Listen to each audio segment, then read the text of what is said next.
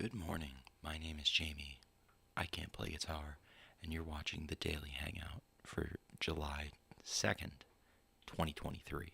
Welcome. This is our daily excuse to spend half an hour playing guitar, learning guitar, because as we said before, we don't know how to play guitar, and we've been doing this daily for the past little bit, and we're going to keep it on going. So typically what we'll do is the same thing we're going to do this morning. We're going to watch through some videos. I did actually rent out the camera I typically use to stream, so that's why you're seeing a different camera right now. So, how's everyone doing? Let us know in the chat if you're doing well. I went to Toronto yesterday. Really good time. It was Canada Day. We went and saw the Blue Jays. They did lose, unfortunately, but still a good game. It was a good time. We're going to start off today by watching Captain Midnight's channel and his video, The Flash is a Train Wreck. Let's get going right away. Thanks for being with us.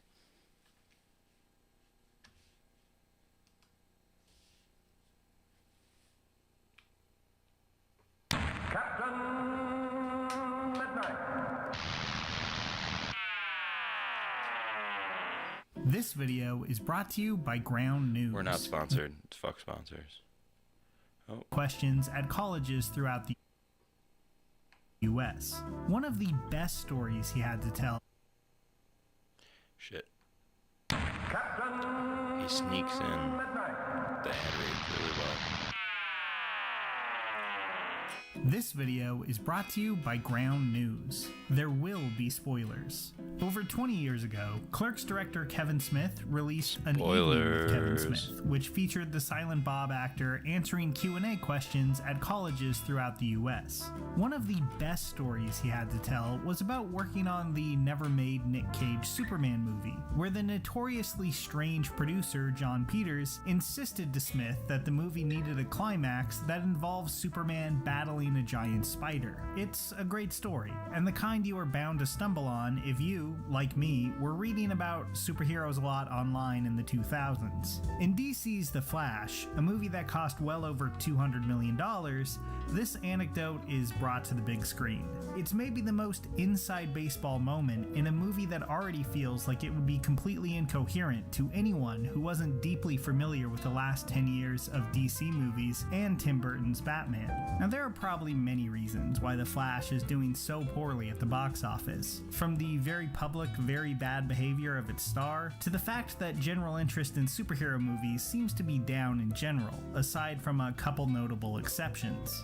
But one thing I want to hone in on this week is a worrying trend that I see in movies like this, how they increasingly feel like a snake eating their own tail, and how things like revisiting Man of Steel and Batman '89 ultimately only serve to distract from the elements of the movie that were actually clicking. I know there's some big fans of this film out there, and to an extent I do understand why. There are moments here that work, where it feels like you can spot the better version of a Flash solo movie that's buried under the mountain of bad CGI and fan pandering that we got. And that's too bad, because I think that's a version of this movie that I would have liked to have seen.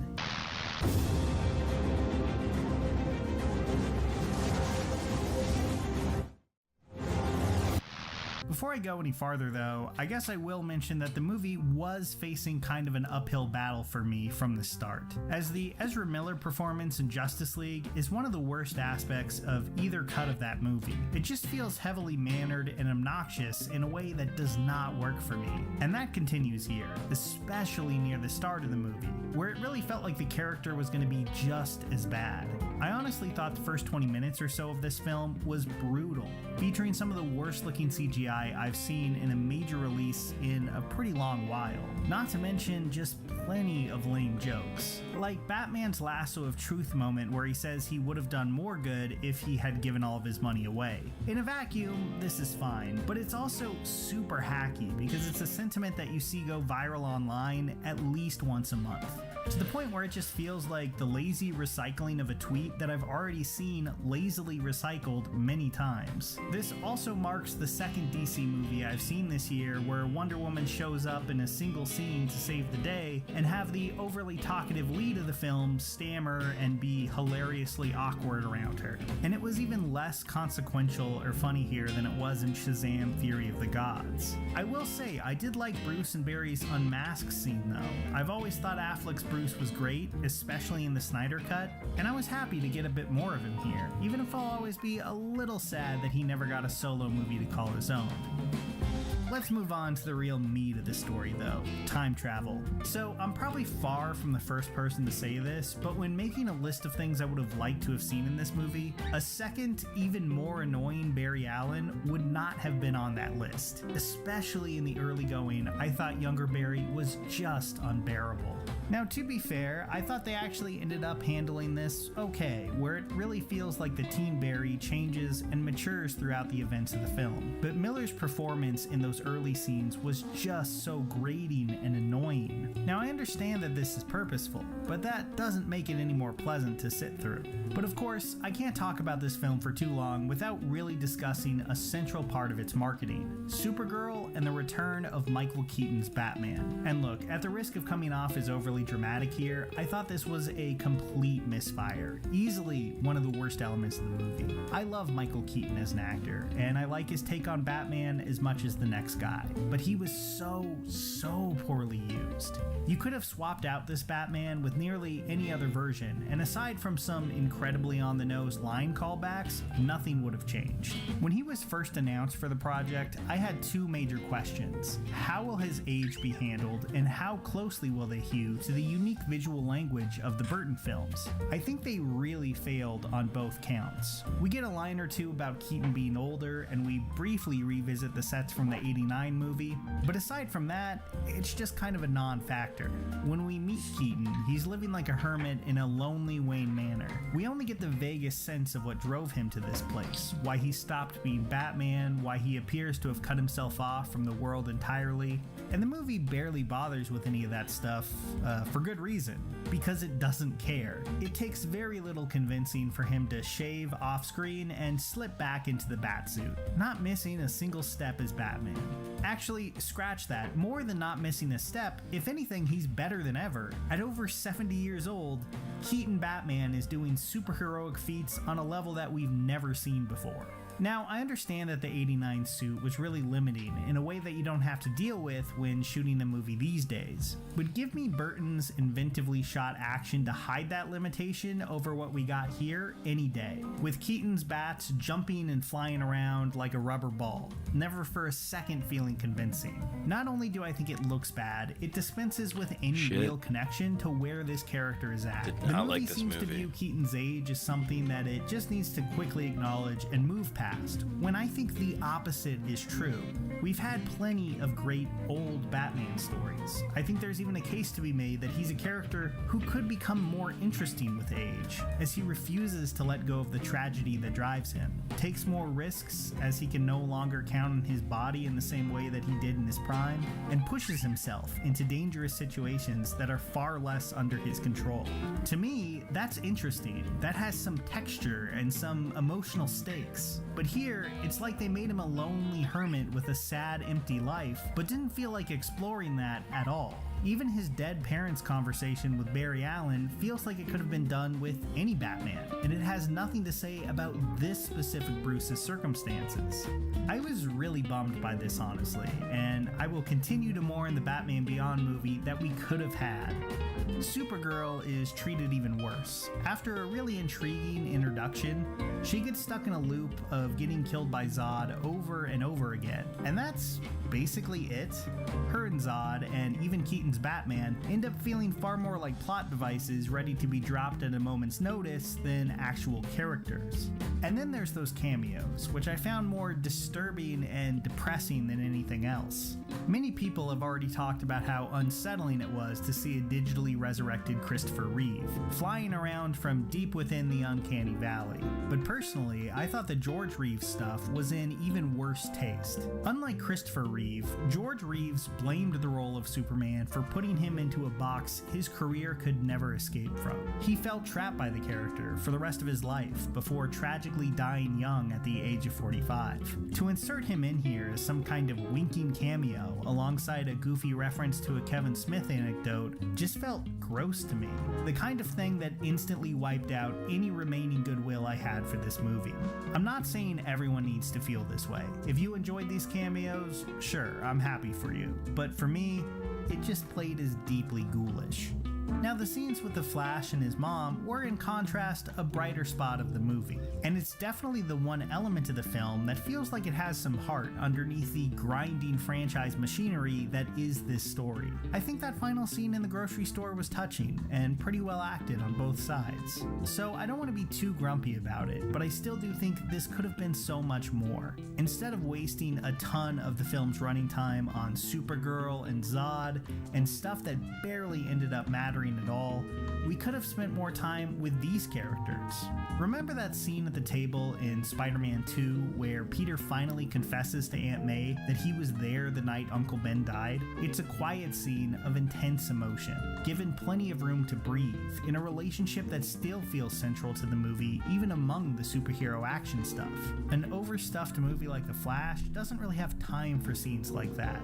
Scenes that make supporting characters like May or Flash's mom feel more than one-dimensional. And I think that grocery store scene would have hit a lot harder if the Flash had come to understand something new about his parents, if he realized there was more to this person than just his childhood idea of her. The actress absolutely makes the most of the precious little screen time she has, but there's barely a character to be found. Definitely not a fleshed out one, at least. But even as the movie is brought to a close and Flash's dad is magically saved at the 11th hour, the movie can't stop indulging in cameos, with George Clooney appearing as a new old Bruce Wayne, meaning that I guess Barry is in a completely new reality than the one he started in. I don't think the movie really wants you to linger on that though, because hey look, it's movie star George Clooney. I'm not sure if this is supposed to be a signal that he's returning to the role of Batman in the upcoming Brave and the Bold. I guess that would be kind of interesting, sort of, but honestly, in this context, it's pretty hard to bring myself to care. There's something fitting about the fact that this movie ends with yet another old Batman movie reference. Jeez. Because that inside baseball winking dominated the film, snuffing out any chance it had of feeling like an actual Flash solo movie. What we're left with is a film that endlessly panders to the nostalgia of fans like myself, but fails to do much of anything interesting on its own terms. Maybe I would have felt kinder towards this if the cameos hadn't put such a bad taste in my mouth, but as it stands now, I will be very happy to have this era of DC movies in the rearview mirror. Yeah, this era sucks. So I talk a lot about streaming services on... Okay, so we're not going to watch any of the ads. The hipster turned conservative, Alice Capel, let's check it out. We've got Ben Shapiro, Johnny Harris in the far left. I don't know who that lady is. And then there's Matt Walsh, the guy who wants to like execute and exterminate all people that don't look like him. Just kidding. This video is sponsored by Squarespace. The hipster, a word that went from defining American jazz lovers in the 1940s to urban liberals in the 2010s to right-wing suburbans in the 2020s. As I explained in my video on capitalism and ego formation, the hipster, like any other aesthetic subcultures, is defined by what it consumes. For the hipster, it's the beanie, the mustache print, the flannel, the vintage furniture, the vinyls, the beard, obviously for men. What's fascinating about the hipster is that they are the same wherever you are in the Western world. Belleville, Crooksburg, Hackney, Brooklyn, Portland, the list goes on. You'll find them in co-working spaces, in vegetarian restaurants, riding bikes in the city. The hipster is simultaneously a fan of vintage and a tech enthusiast. Now all those attributes are part of what is called a habitus, a social habitus. Wikipedia gives us a very simple and clear definition of what a habitus is, so I'm going to read it for you. In sociology, habitus is the way that people perceive and respond to the social world they inhabit by way of their personal habits, skills, and disposition of character. Never underestimate Wikipedia. In France, the term habitus was popularized by sociologist Pierre Bourdieu. According to him, the role of primary forms of socialization, so childhood and teenagehood, and secondary forms of socializations are very important in the formation of one's habitus.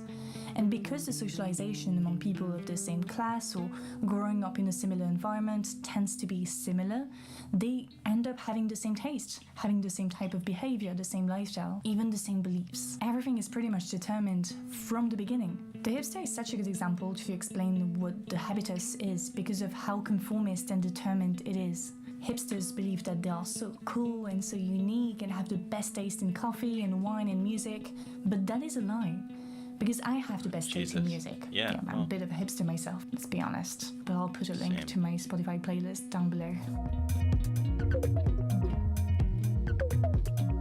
As I mentioned earlier, the hipster has a very long history stretching back to the 1940s with bebop, a subgenre of jazz. Bebop hipsters like Bud Powell, Charlie Parker, Miles Davis wore long neckties, wing-collar shirts, draped suits, berets, and horn-rimmed glasses to communicate their distinctiveness. Some young white jazz enthusiasts also adopted the bebop hipster trend because they loved its anti-conformist nature and also probably wanted to signal their open-mindedness by adopting African-American trends. Now, sure, the bebop hipsters did not look like the 21st century hipsters, but you can already see some similarities, namely their obsession with distinguishing themselves from others. 1 or 2 decades later, Andy Warhol revolutionized the art scene by emulating the dual idea of deconstructing consumption and feeding it. We have all seen the Campbell soup cans, the colorful Marilyn Monroes. As art historian Wes Hill explains, Warhol is at once an active reflector of mass culture and its symptom. For those reasons, he has been called the illegitimate father of hipsterdom. Like the hipster, he denounces the conformism of consumerist capitalist societies, but participate in that culture because of its mass appeal and the consumerism built around it. You know, the exhibitions and the immersions and the reproductions of his art, its use in commercials, the merch, etc., etc. Now, moving on to the 1980s. I believe you won't keep political freedom unless you also have economic freedom. Here you see two trend lines. The red line on top is the increase in government spending. Christ, dude. Neoliberalism, aka radical free market, is unleashed. The economies continue to move towards services. Young people move to big metropolitan cities to work in finance, communication, journalism, and whatnot. Those people progressively develop a similar style which gave them a name, the yuppies, and not yuppie like I said in another video. Yuppie is cute though. In French it means yay. But yeah, it's definitely anyway, yuppies. The yuppies have several common characteristics. Generally, it's definitely yuppies because when you say it, you're like, ugh, that's gross, and that's how you feel when you see them. Posh look with the suit, the nice watch, the designer bag, mixed up with some casual sportswear like sneakers, and a taste for good, healthy food, as well as the latest tech products like the Sony Walkman you see on the print. The term yuppie stands for young urban professional. The yuppies were the ones whose diplomas and expertise allowed them to navigate neoliberalism and come out as winners. Their aesthetic simultaneously displays and restrains wealth to appear more authentic and showcase their upwardly mobile nature. The yuppie is often considered as the 1980s version of the hipster because both groups live in big cities, they are both educated, they work in finance, in tech, or have their own business. Both groups simultaneously want to remain authentic and also stand out in a crowd. A decade later, neoliberalism is alive and kicking and has affected Western cultures and penetrated our lives. Every individual is a sort of entrepreneur, self-entrepreneur, working on developing their own brand. Arts, literature, academia, they all struggle to resist the urge to make themselves more appealing on the marketplace of ideas. As I explained in my video on the creative entrepreneur, the term creative became a neoliberal buzzword, a commercial asset to generate investment. First introduced in Australia in the early 1990s under the phrase creative nation, the creative industries became central to UK Prime Minister Tony Blair, who established the Creative Industries Unit and Task Force. Urban Studies teacher Richard Florida even used the term creative to define an entire class of people, the creative class, made of educated people working in the same industries as the yuppies. The book also recommended that cities do everything they can to attract this new class of people, because once they settle, they tend to attract more and more people like them, and therefore more and more investment. This phenomenon has a name, it's called gentrification, and Richard Florida is often blamed for accelerating it. In parallel to the many changes in work industries, the 1990s also saw the rise of alternative culture based on a combination of artistic authenticity and mainstream appeal. Creative, alternative, these are two words that are part of the hipster vocabulary. Yes. It perpetuates this false belief that the hipster is anti-conformist, that it stands against something, consumerism, capitalism, hustle culture, we're not sure. Now, after many attempts to remain relevant, after constantly adapting to cultural changes, the 21st century hipsters' desire to remain different has reached a point of exhaustion, Wes Hill says. In 2013, the website Yelp even created a hipster heat map meant to show the areas with high concentration of hipsters in order to avoid them. Literally nobody wants to be called a hipster, especially hipsters, because the hipster is a hypocrite. Flirting with the left, liberalism and neoliberalism, the hipster depicts the aesthetic of community, but is obsessed with the self, with being different from others. The hipster's desires and way of being is based on the perception of others' desires, the co-worker, the neighbor, the guy at the bar. What those people in the neighborhood like is going to be what the hipster likes. Wes Hill concludes that, quote, the hipster is one who wants to be distinct, but is read as generic, who wants to be local and authentic, but is read as global and inauthentic, who wants to be global and multicultural, but is read as local and monocultural. People say that the hipster is dead, but I think it would be wrong to believe that, to think that it was replaced by other aesthetics like non-core or whatnot. You know, I've been seeing this trend, man. Story time, but I grew up in the French countryside, and I would say that it was... I know what she's gonna say, and I used to be like, oh, if someone looks like a hipster, I probably have like at least vaguely similar views to them, or I won't have to like fight with them about gay rights or something like that, which you shouldn't have to fight anyone with. Gay people should just have the same rights as everyone else. But yeah, it's kind of bizarre. Like you see, a country show looks more like a country show in 2023. The fits, at least in like a New York state country show, would look extremely similar to like going to a Brooklyn brewery, a microbrewery in like 2023. It's bizarre, but like obviously both are just capitalist bastards, but one is like truly deplorable views, and the other one is just kind of a hypocrite. Let's say 5 years, I've seen the rise of a new specimen, the This suburban new specimen hipster. is It convinced me that the hipster wasn't dead, but it also was quite clear to me that it had evolved into something quite Worse. different. Parts of its Worse. habitus remained. Worse. This new hipster specimen is still conscious about the wasn't good environment. before, but it remains a got worse. capitalist, but retains some of its anti-establishment sentiments. The thing that significantly changed, though, is its political views, going from progressive, alternative to conservative. So my question is very simple. How did that happen? How did the hipster go from urban progressive to suburban conservative? Or to put it simply, why are Ben Shapiro and Matt Walsh full-on hipsters now? To answer that question, we have to look at politics, communication strategies in politics, or To put it simply, we're going to look at how the right appropriates what the left does to appear less old school, less old-fashioned. There are multiple examples for that. Recently, the topic of natality has caught the attention of conservatives who are afraid that white women don't want as many babies as they used to or don't want children at all. Some conservatives therefore chose to include social measures, feminist measures, some could argue, like increasing the length of maternity leave or providing childcare in their political agenda.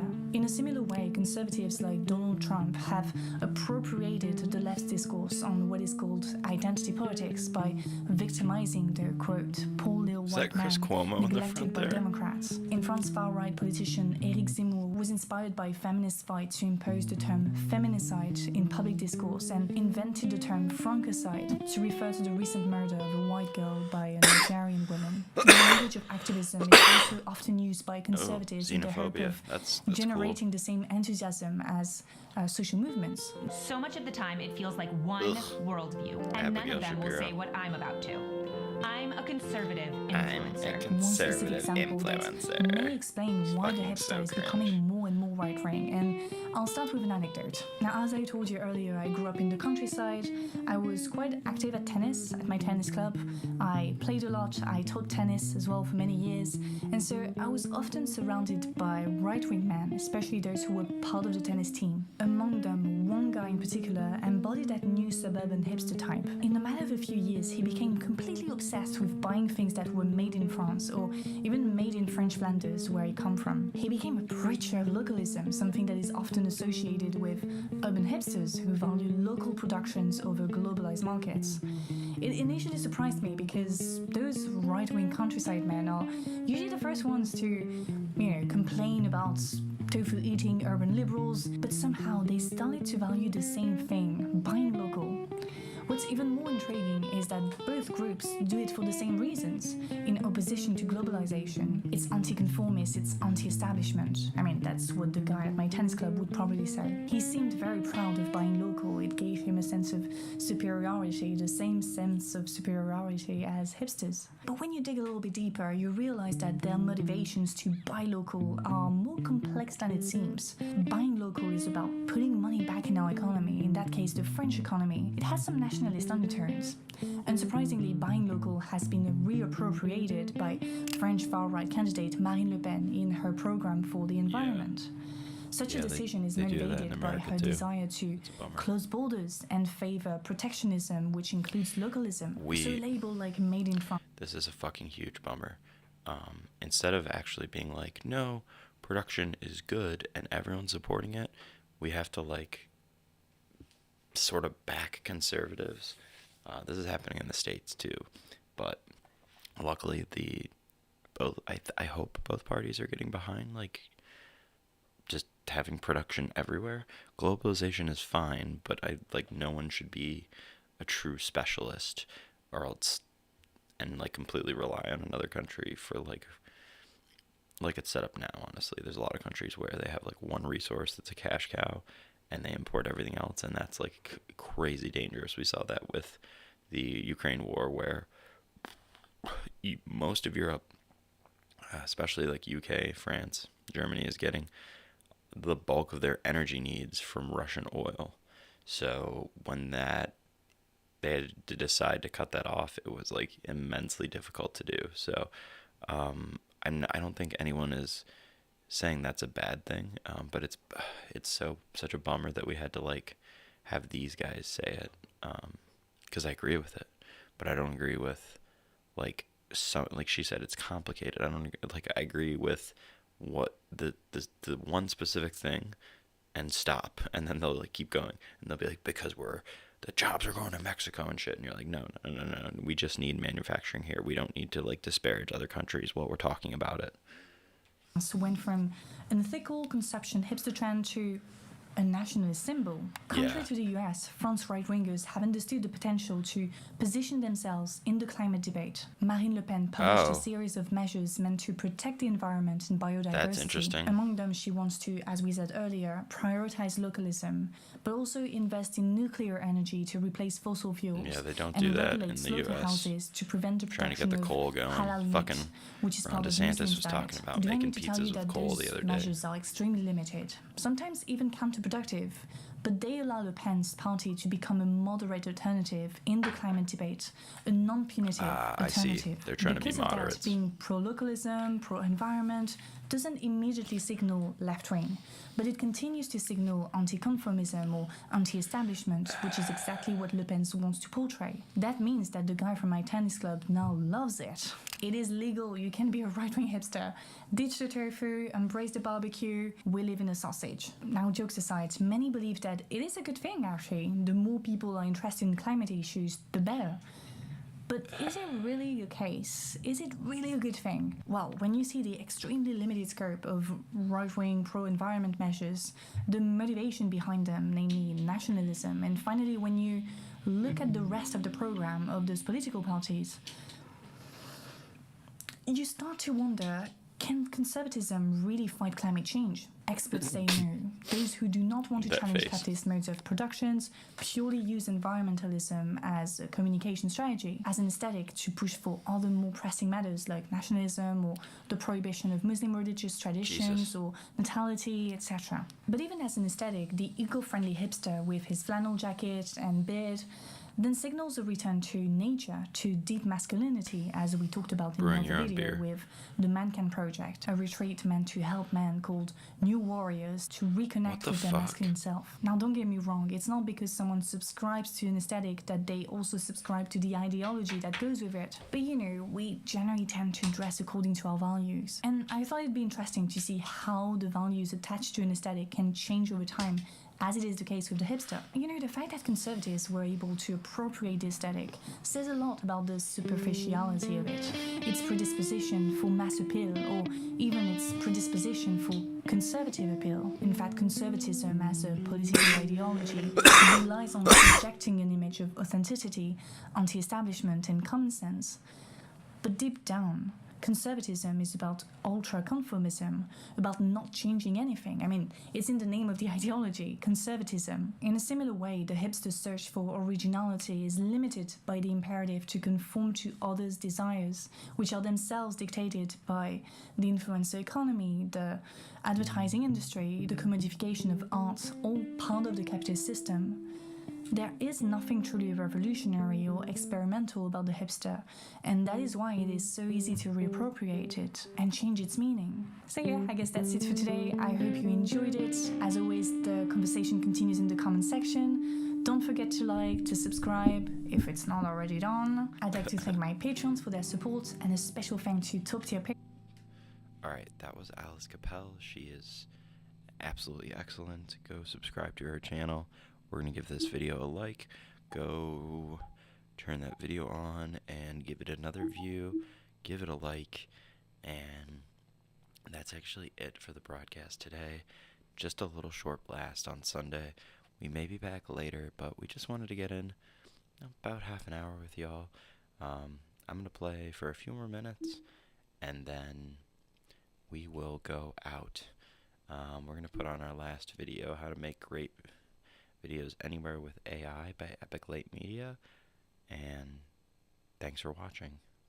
Subscribe on YouTube so you can get notified every time we go live, and hit that bell so it actually notifies you. See you next time.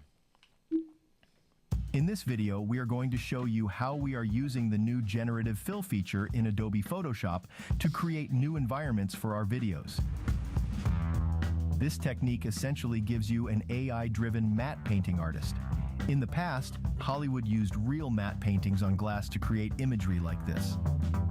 Now, anyone with basic Photoshop skills can create custom environments to extend their sets and bring life to boring spaces. However, just like matte paintings used in the past, there is one big limitation with this new process. You can't move the camera. If you move the camera at all, the illusion is broken. And because this channel is called Epic Light Media and we love lighting, I'll show you why knowledge about cinematography is important when creating realistic environments. The following commercial was made with generative fill AI matte paintings. Finding the right cell phone service provider can be tricky, especially when you live in an apocalyptic environment with no cell service. The best thing to do in a situation like this is to give up trying to find cell service. Look for food and water, and hope the radiation doesn't kill you first. For more information, visit giveup.com. Let's go over the basics about how we filmed our outside plates. First, camera placement is very important when you're going to be doing these things. You got to look at your horizon. What we've noticed is you can do a lot of easy shots when the camera's up high. So I'm up on a hill here, looking down. To get a usable wide shot without green screen work, you need to make sure your subject doesn't cross any areas you wish to change later with generative fill. Because of this, we found it necessary in some instances to use our film cart to raise our camera up to the appropriate height. It's funny, but while we were filming up high, I remembered seeing old Hollywood photos of camera operators up on wooden platforms, and it dawned on me that they must have needed to film that way for the same reason. However, we got creative with some of our setups and chose to film Alex from an angle so his body was blocked by this freeway overpass guardrail and this concrete block. So I think that's the key here. If you don't want to do any green screen work with it, which is still possible, just find a place where your actor can do their scene without interacting with that background. Next, we went inside and chose to film some setups against the plain gray wall in our studio. We turned our camera vertical to maximize resolution because the sides of the image would be covered anyway. I just need to capture my body, and the generative fill will take care of the rest. This room is super boring. All we have is a gray wall. So imagine this space with like a window here and some other stuff. That's a pretty cool The trick idea. here is to think, okay, if I'm gonna have a window there, then I need light coming from that side. And I think these elements will make the scene more realistic and dramatic and more intentful. So let's get started with our key light. And I'm going to place it in front of me. This paper here, you just put onto a C-stand arm, if you have a C-stand, and you can just bring it down all the way.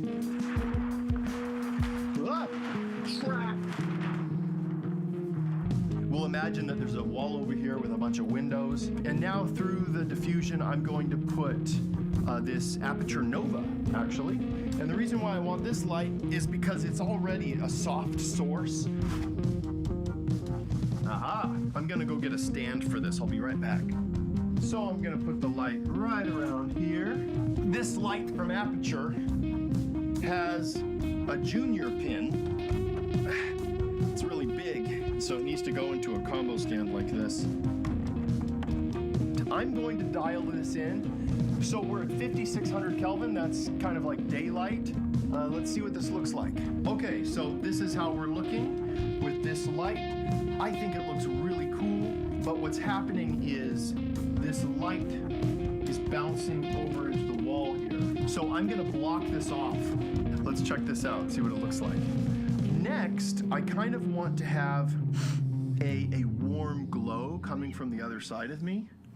And because we'll put in a lamp later. I want to use a light that's bicolor and small, so I have this in mind, right?